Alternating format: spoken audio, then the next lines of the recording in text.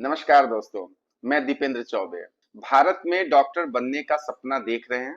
चाहे आप इंडिया के किसी सरकारी प्राइवेट कॉलेज में एमबीबीएस कर रहे हो या दुनिया के किसी भी देश से, तो आज का यह वीडियो आपके मेडिकल करियर की दिशा तय करने वाला है। हाल ही में 8 जून 2026 को नेशनल मेडिकल कमीशन ने एक बेहद जरूरी एफएक्यू नोटिफिकेशन जारी किया है। इस पूरी नोटिफिकेशन में जिस एक नियम ने भारत और विदेश दोनों जगहों के मेडिकल छात्रों के बीच सबसे ज्यादा खलबली मचाई है, वह है एमबीबीएस कोर्स, इंटर्नशिप और लाइसेंसिंग परीक्षा को 10 साल के भीतर पूरा करने की अनिवार्य समय सीमा। सरल शब्दों में कहें तो जिस दिन आपने कॉलेज में कदम रखा उस तारीख से ठीक 10 साल के भीतर अगर आपका सब कुछ क्लियर नहीं हुआ तो आपकी डिग्री रद्दी का टुकड़ा बन जाएगी। अब एक जरूरी बात, अगर आप इस बात को पहले से जानते हैं तो बहुत अच्छी बात है, लेकिन अगर नहीं पता है तो इसे आज ही जान लेना आपके लिए जिंदगी और मौत का सवाल है।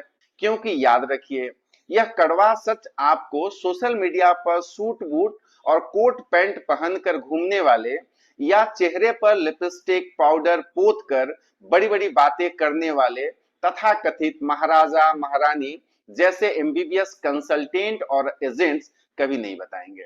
उनका काम सिर्फ आपका एडमिशन कराकर अपना कमीशन जेब में डालना है। आपके 10 साल बाद करियर का क्या होगा, इससे उन्हें कोई लेना देना नहीं है।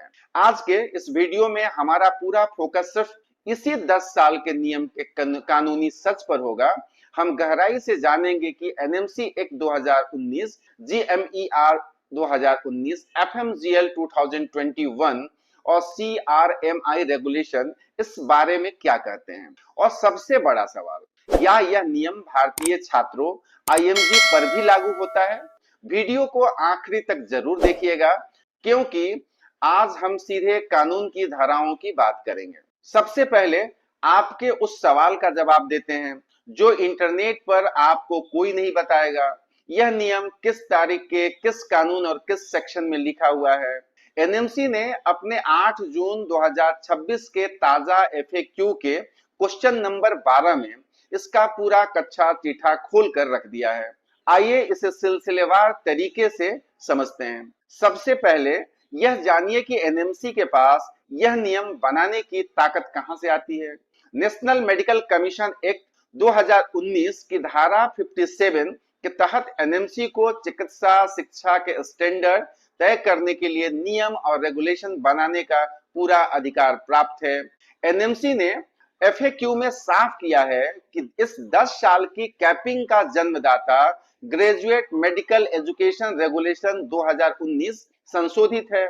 इस रेगुलेशन में साफ शब्दों में लिखा गया है कि किसी भी छात्र को मेडिकल कोर्स में एडमिशन की तारीख से अधिकतम 10 साल के भीतर अपना पूरा एमबीबीएस कोर्स और उसकी परीक्षाएं पास करनी होगी।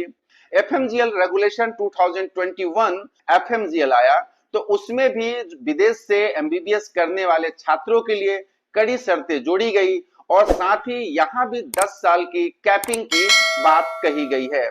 इसीलिए इस सिलसिले को आगे बढ़ाते हुए एनएमसी ने 7 दिसंबर 2023 को एक पब्लिक नोटिस जारी किया, जिसमें एफएमजी के लिए इस 10 साल की समय सीमा को पत्थर की लकीर बना दिया गया। यानी कानूनन आपका टाइमर उसी दिन से शुरू हो जाता है जिस दिन आपका कॉलेज में एडमिशन हुआ था। अब आते हैं उस सवाल पर जिसने लाखों भारतीय छात्रों की नींद उड़ा रखी है। क्या यह नियम केवल विदेश से पढ़ने वालों एफएमजी के लिए है या भारत में पढ़ रहे मेडिकल ग्रेजुएट्स आईएमजी पर भी लागू होता है?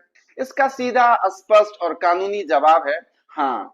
यह नियम भारत में पढ़ रहे छात्रों आईएमजी पर भी पूरी तरह पहले से लागू है। आइए इसके पीछे का कानूनी तर्क समझते हैं, जिसे एनएमसी ने एफएक्यू के सवाल नंबर 12 में बहुत ही खूबसूरती से समझाया है। समानता का सिद्धांत। भारत के माननीय सर्वोच्च न्यायालय सुप्रीम कोर्ट ने भी कई फैसलों में कहा है कि भारत में मरीजों का इलाज करने के लिए विदेशी मेडिकल कॉलेज से कोई ग्रेजुएट हो या भारतीय मेडिकल ग्रेजुएट के बीच योग्यता और मापदंडों में कोई भेदभाव नहीं किया जा सकता।